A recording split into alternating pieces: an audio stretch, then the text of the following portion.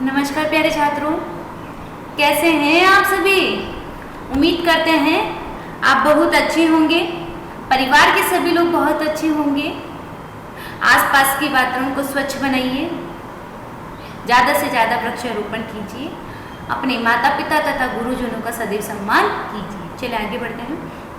कल हमने पहेलियाँ पढ़ी थी, उनको बुझाया था, कैसे कैसे हमने उनका हल निकाला था। आज हम शब्दार्थ और अभ्यास प्रश्न करेंगे। एक बार हम बोलेंगे, रिपीट में आप 5 बार बोलेंगे। हंती मारता है या मारती है, हंती मारता है या मारती है, हंती मारता है या मारती है, हंती मारता है या मारती है। कातरह कमजोर, कातरह कमजोर, कातरह कमजोर। सीमंती नीशु, सीमंती नीशु अर्थात नारियों में, सीमंती नीशु नारियों में, सीमंती नीशु नारियों में। कह अभूत या को अभूत कौन हुआ, कह अभूत कौन हुआ, को अभूत कौन हुआ, को अभूत कौन हुआ। संचघाना अर्थात मारा, संचघाने मारा, संचघाने मारा, संचघाने मारा। कम संचघाने है कंस को मारा, कम संचघाने कंस को मारा। शीतल वाहिनी ठंडी धारा वाली, शीतल वाहिनी ठंडी धारा वाली। काशीतल वाहिनी, काशीतल वाहिनी काशी की भूमि पर बहने वाली, काशी तल वाहिनी काशी की भूमि पर बहने वाली। काशीतल वाहिनी या काशीतल वाहिनी काशी की भूमि पर बहने वाली। दार पोषण रताः पत्नी के पोषण में संगलन, पत्नी के पोषण में संगलन। केदार पोषण रताः अर्थात खेत के कार्य में संगलन किसान।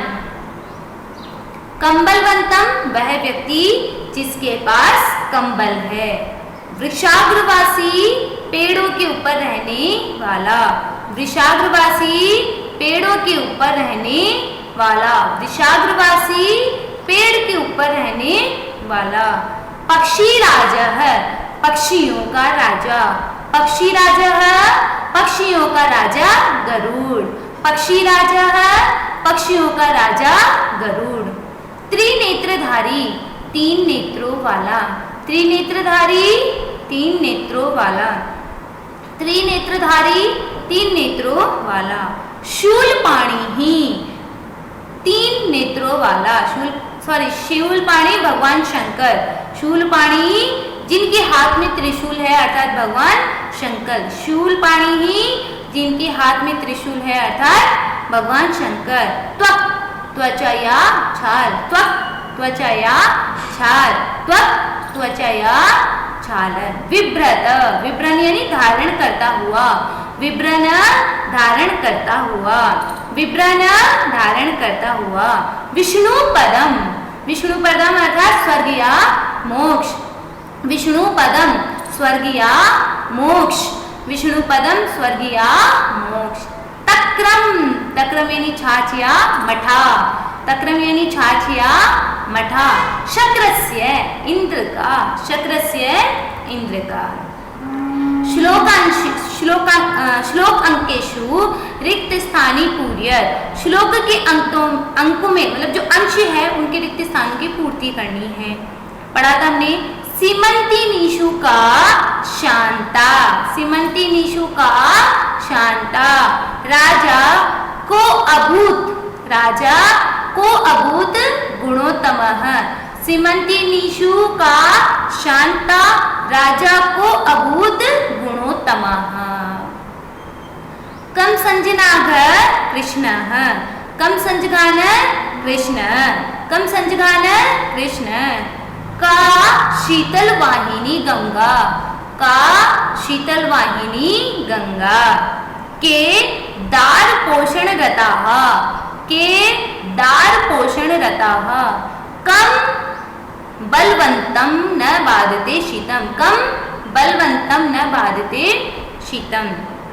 वृषाग्रवासी न च पक्षीराजः त्रिनेत्रधारी न च शूलपाणिः वृषाग्रवासी न च पक्षीराजः त्रिनेत्रधारी न च शूलपाणिः। सीमंती नीशु का शांता, नारियों में कौन शांत है? राजा को अभूत गुणोत्तम है, राजाओं में कौन गुणोत्तम हुआ? कम संजगान कृष्ण कम संजगान कृष्ण का शीतल वाहिनी गंगा, किसको कृष्ण ने मारा और कहाँ शीतल वाहिनी गंगा है? के दार पोषण रता, कौन पत्नियों की पोषण में निरंतर लगा रहता है? कम बलवंतम न बाधते शीतम, कंबल को शीतलता नहीं बांधती है। वृषाग्रवासी न च पक्षीराज है, वृक्ष के ऊपर रहता है किंतु पक्षीराज नहीं है। त्रिनेत्रधारी, 3 नेत्रों को धारण किए हुए किंतु भगवान शंकर अर्थात त्रिशूल को धारण करने वाले भगवान शंकर नहीं है। श्लोक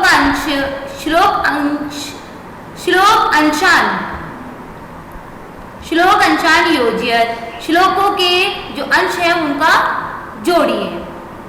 किम कुर्यात कात्रो युद्धे, किम कुर्यात कात्रो युद्धे, कायर युद्ध में क्या करता है? तो तीनों का आंसर आया था तक्रम शक्रस्य मृगात सिंहः पलायते, मृगात सिंहः पलायते, मृगात सिंहः पलायते। किम कुर्यात कात्रो युद्धे मृगात सिंहः पलायते। विद्वद् भी का सदा वंध्या, विद्वद् भी का सदा वंध्या यहाँ पर आएगा अत्र उत्तम न बुध्यते, यहाँ कहा गया है किंतु पहचान नहीं पा रहे हैं। कम संजनाघ कृष्ण, किसने कृष्ण को मारा? किसने कृष्ण को मारा? काशीतल वाहिनी गंगा, काशीतल वाहिनी गंगा। कथम विष्णु पदम प्रोक्तम तक्रम शक्रस्य दुर्लभम, तक्रम शक्रस्य दुर्लभम। आप इसे बोलते हैं किम कुर्यात कात्रो युद्धे मृगात सिंहः पलायते, विद्वद् भी का सदा वंद्या अत्र एव उत्तम न बुध्यते। कम संजगान कृष्ण है का शीतल वाहिनी गंगा। कथम विष्णु प्रदम प्रोक्तम मृगात सिंहः पलायते। कौन युद्ध से भाग, युद्ध में मतलब कायर युद्ध में क्या करता है? पलायते, भाग जाता है। इस तरह से मिलाया। फिर चलो छोड़ दो एक बार, दूसरी लाइन आपको नहीं समझ में आए और चौथी लाइन का भी अर्थ इसमें दिया हुआ है कथम विष्णु पदम प्रोक्तम अर्थात दुर्लभम। अब आपको इन दो को मिलाना है, ठीक है? तो आपको याद रखना है कि कृष्ण को किसने मारा, तो कम का के ये किस में आया था, तो इधर क्या आ जाएगा? कम संजनाघ कृष्ण है, का शीतल वाहिनी गंगा, के दार पोषण रता, तो किम के का के किस में आया था, तो वहां का शीतल वाहिनी गंगा लगा देंगे और लास्ट में फिर आपको अपने आप ये समझ में आ जाएगा। मतलब दिमाग में नहीं आए आपके कि मुझे जैसे श्लोक की पंक्तियां पूरी याद नहीं है, तो इजीली में आप याद कर सकते हैं कि किम कुर्यात कायर जो है युद्ध से क्या करता है? पलायते, भाग जाता है। इस तरह से मिला देंगे। फिर चौथे को विष्णु पदम को कैसा या मोक्ष को कैसे बताया गया था? दुर्लभ बताया गया था। अब थर्ड को आप ऐसे मिलाएंगे कि किम कार के ये एक साथ दिए गए थे, तो काशी शीतल वाहिनी गंगा, और अंतिम बचा जो अत्रैव उत्तम न बुध्यते। ये इजी वे में समझाने का तरीका था, इसको गलत वे में मत लीजिएगा। उपयुक्त कथनानाम समक्षम आम, अनुपयुक्त कथनानाम समक्षम न इति लिखत। उपयुक्त कथन जो सही कथन है उनके आगे आम, और जो गलत कथन है उनके आगे नहीं लिखना है। सिंह करिणाम कुलम हंति आम, सिंह हाथियों की कुल को खत्म कर देता है आम। कात्रे युद्ध युद्धते न, कायर तो युद्ध से भाग जाते हैं, कायर युद्ध में युद्ध नहीं करते हैं। कस्तूरी मृगात जायते, कस्तूरी मृग से उत्पन्न होती है आम। मृगात सिंह पलायते, आम मृग से सिंह भाग जाते हैं? नहीं, मृग से सिंह नहीं भागते हैं, सिंह से मृग भाग जाते हैं, सिंह से मृग भाग जाते हैं। तो ये सेंटेंस में जब आपको पहली बुझा रही थी तब भी थोड़ी सी कंफ्यूज हो गई थी, तो इसीलिए क्योंकि मृग से सिंह नहीं भागते, वो तो डायरेक्ट आंसर दिया हुआ था, क्योंकि उसमें दिया हुआ था कि कस्तूरी, देखो ये है ना, कस्तूरी मृगात जायते, कस्तूरी कस्मात जायते, है ना, कस्तूरी जायते कस्मात। तो कस्मात का पंचमी विभक्ति में प्रश्न है तो उत्तर भी मृगात आता, इसीलिए यहाँ पे मृगात आया है। तो मृग से सिंह भागते हैं? नहीं। कंसः जघान कृष्णम आम, कृष्ण जघान कृष्णम, कंस ने कृष्ण को मारा? नहीं। कृष्ण जघान कंसम, तो यहाँ पे भी न आएगा।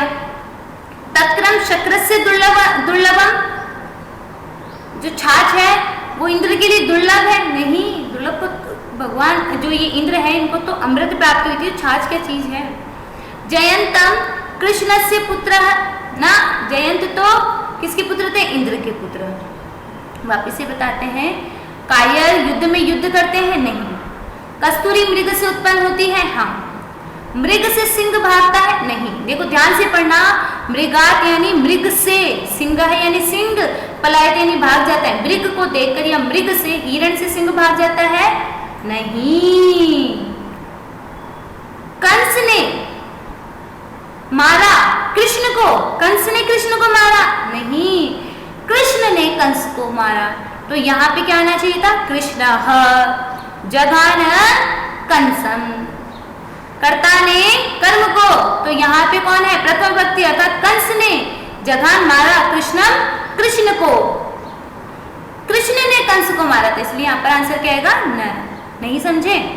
देखो राम है, रामौ रामः प्रथमा, तो राम में कौन है? एक राम, तो राम ने, फिर आता है रामम रामौ रामन, राम को, रामः राम ने, रामम राम को, तो कंस ने कृष्ण को मारा? नहीं, कृष्ण जगान कंसम, इसलिए गलत होगा।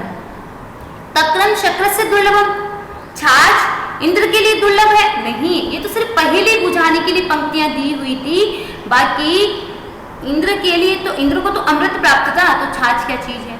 जयंतः कृष्ण से पुत्र नः, जयंत तो इंद्र से पुत्र अस्ति। नेक्स्ट, संधि विच्छेदम पूर्यत, संधि विच्छेद को पूरा कीजिए। करीणाम कुलम, पहले से दिया हुआ इसमें, तो आप ये जो म है ना, ये जो ऊपर अनुस्वार लगा हुआ है इसको म में चेंज कर दीजिएगा। करीणाम प्लस कुलम, करीणाम प्लस कुलम। कह, कह प्लस अभूत, कह प्लस अभूत। अत्र प्लस एव प्लस उक्तम, अत्र प्लस एव प्लस उक्तम, अत्र प्लस एव प्लस उक्तम। वृक्ष, वृक्ष प्लस अग्रवासी, वृक्ष प्लस अग्रवासी, वृक्ष प्लस अग्रवासी। त्वक प्लस वस्त्रधारी, त्वक प्लस वस्त्रधारी। विभ्रत प्लस न, विभ्रत प्लस न। करीणाम प्लस कुलम, कह प्लस अभूत, अत्र प्लस एव प्लस उक्तम, वृषाग्र प्लस वासी या वृक्ष प्लस अग्रवासी, त्वक प्लस वस्त्रधारी, विभ्रत प्लस न। नहीं है क्या? फिर से बताएं क्या? चलिए, तो करीणाम प्लस कुलम को अभूत का होगा कह प्लस अभूत। अत्रैवोक्तम का होगा अत्र प्लस एव प्लस उक्तम। वृक्षाग्रवासी का वृक्ष प्लस अग्रवासी। त्वक वस्त्रधारी का त्वक प्लस वस्त्रधारी। विभ्रन्न का विभ्रत प्लस न। अग्रे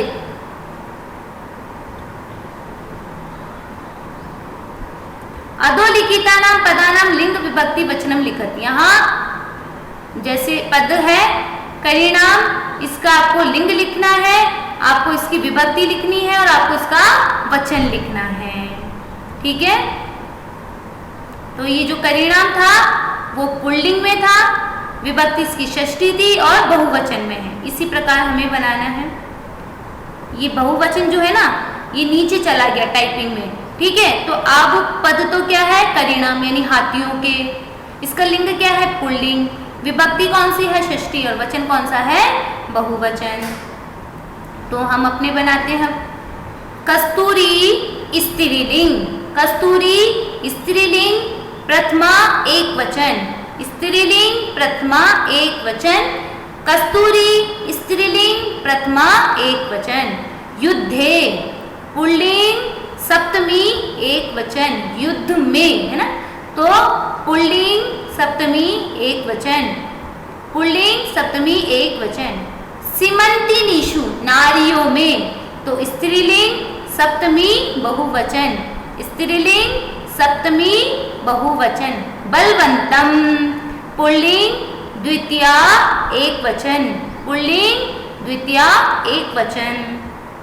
शूलपाणिः पुल्लिंग प्रथमा एक वचन, पुल्लिंग प्रथमा एक वचन। शक्रस्य पुल्लिंग षष्ठी एक वचन, पुल्लिंग षष्ठी एक वचन। फिर से बता देते हैं।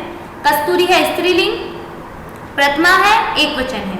युद्धे पुल्लिंग है, सप्तमी है एक वचन है। सीमंतिनीषु स्त्रीलिंग है, सप्तमी है बहुवचन है।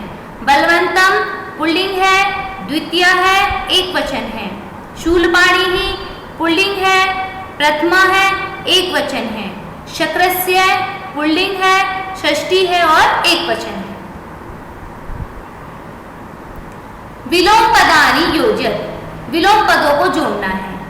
जायते है, जायत यानी उत्पन्न होना, तो जायते का म्रियते, जायते यानी तो उत्पन्न होना, म्रियते यानी मर जाना। वीरः, वीर का उल्टा क्या होगा, कातर है। विलोम शब्द क्या होगा, कातर है, सब जानते हैं। अशांता का शांता, मूर्ख व्यक्ति का विद्वान है। अत्रैव का तत्रैव, आगच्छति यानी आता है, पलायते यानी चला जाता है। जायते उत्पन्न होना, म्रियते यानी मर जाना। वीरः यानी वीर, तो कातर है यानी कायर। अशांतः शांता, मूर्ख, विद्वद्वी विद्वान। अत्रैव यहाँ ही, तत्रैव वहाँ ही। आगच्छति आना और शांत, पलायते यानी भाग जाना। जायते म्रियते वीरः कात्रः, अशांता शांता, मूर्खैः विद्वद्भिः। अत्रैव तत्रैव, आगच्छति पलायते। नेक्स्ट करीणाम। अच्छा, समानार्थक पद छाटने हैं। देखो, अश्व यानी घोड़ा, गज यानी हाथी, गर्दभ यानी घोड़ा। करीणाम यानी क्या था, हाथियों के कुल को, तो हाथी का क्या होगा, गजानाम। अभूत यानी जो हो गया, अचलत यानी चलना, असत यानी अहसत यानी हंसना और अभवत यानी होना। तो अभूत का समानार्थक पद क्या होगा, अभवत। वंध्या जो वंदनीय हो, स्मरणीय यानी जो याद रखने योग्य हो, कर्तनीय यानी करने योग्य, तो वंध्या वदनीया। बुद्धियते यानी ज्ञान होना, लिख्यते यानी लिखना, पठ्यते यानी पढ़ना, तो अवगम्यते यानी अवगमन होना अर्थात ज्ञात होना। घटः यानी घड़ा, तड़ाग है यानी तालाब, नल है यानी नल और कुंभ है यानी घड़ा, तो घटः का कुंभः। संचघानः, अमार्यत यानी नहीं मारना, सॉरी अमार्यत यानी मारना। अखादत यानी खा जाना, अपिबत यानी पीट जाना, तो क्या होगा, संचघानः का समानार्थक पद अमार्यत। करीणाम गजानाम, अभूत अभवत, वंध्या वंदनीया, बुध्यते अवगम्यते, घटः कुंभः, संचघानः अमार्यत। अच्छा, कहानी लिखनी है। इसमें कोष्टक अंतर्गत पदानाम प्रयुक्त विभक्ति प्रयोगने अनुच्छेदनम कुर्यात्। इसमें आपको विभक्तियों का प्रयोग करना है, ठीक है। एकः काकः, एक कौवा आकाश में उड़ता था, तो आकाशे, आकाशे। तृष्णार्त है यानी प्यास से व्याकुल, सह यानी वह जल का अन्वेषण करता है, अर्थात जलस्य। आकाशे जलस्य, आकाश में उड़ता था और प्यास से व्याकुल होकर वह जल का अन्वेषण यानी जल की खोज कर रहा था, अर्थात जलस्य।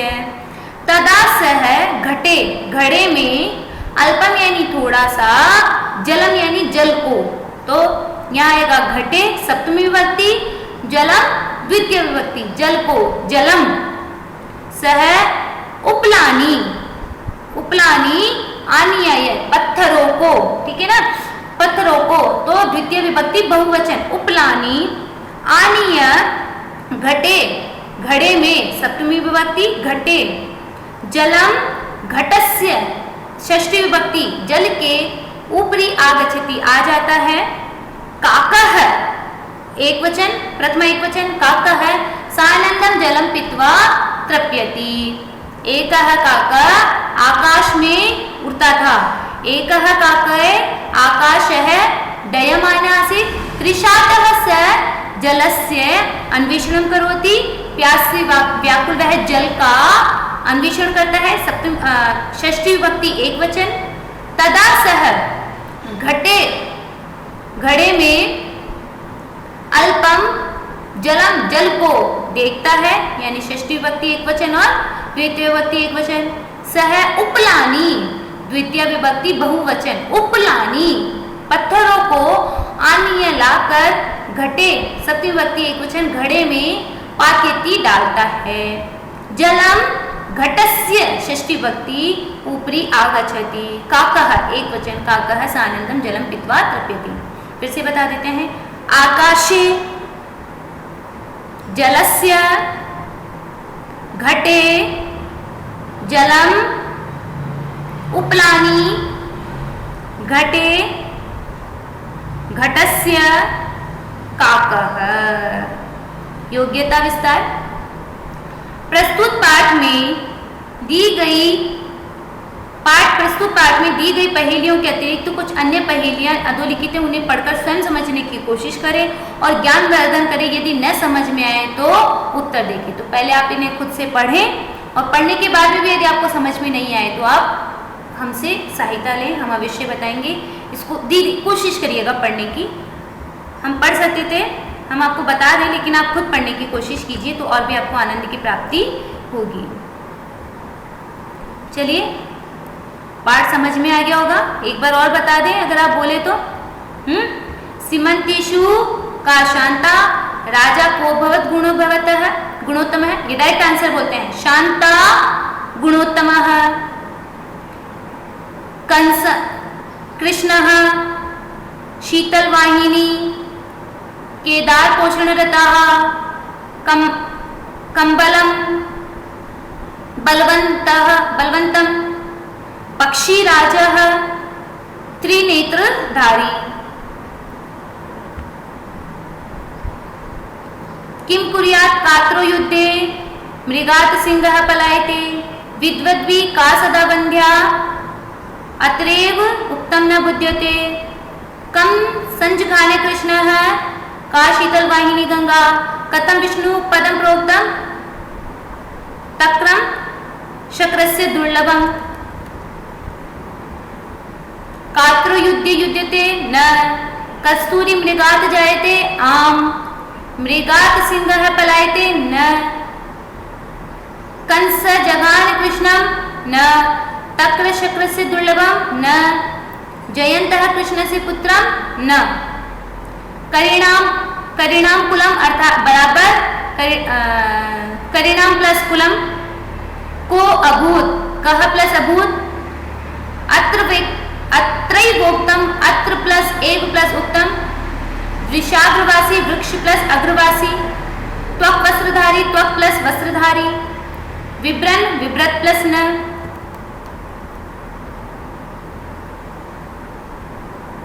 कस्तूरी स्त्रीलिंग युद्धे पुल्लिंग सीमंतिनीषु स्त्रीलिंग बलवंतम पुल्लिंग शूलपाणिः पुल्लिंग और शक्रस्य पुल्लिंग। ठीक है, सिर्फ स्त्रीलिंग सीमंतीषु था और ये कस्तूरी था। जायते उत्पन्न होना म्रियते मर जाना। वीरः कात्रः अशांता शांता मूर्खे विद्वद्भिः अत्रैव तत्रैव आगच्छति पलायते। करीणां गजानाम् अभूत् अभवत् वन्ध्या वन्दनीया बुध्यते अवगम्यते घटः कुम्भः संजुगान अमार्यत्। एकः काकः आकाशे डयमानासीत् तृषातः स जलम् अन्वेषणं करोति। तदा सः घटे अल्पं जलं पश्यति। सः उपलानि आनीय घटे पातयति। जलं घटस्य उपरि आगच्छति। काकः सानन्दं जलं पीत्वा तृप्यति। अब ये जो योग्यता विस्तार है इनको खुद से पढ़िएगा, नहीं समझ में आए तो नीचे से आंसर दीजिएगा। आज हमारे पूरे 15 पाठ अर्थात हमारी जो पुस्तक है वो यही कंप्लीट होती है। रुचिरा नामक तृतीय भाग है। अग्रिम कक्षा से हम व्याकरण भाग को लेंगे। आज की कक्षा यहीं पे समाप्त। धन्यवाद। पुनः मिलामः।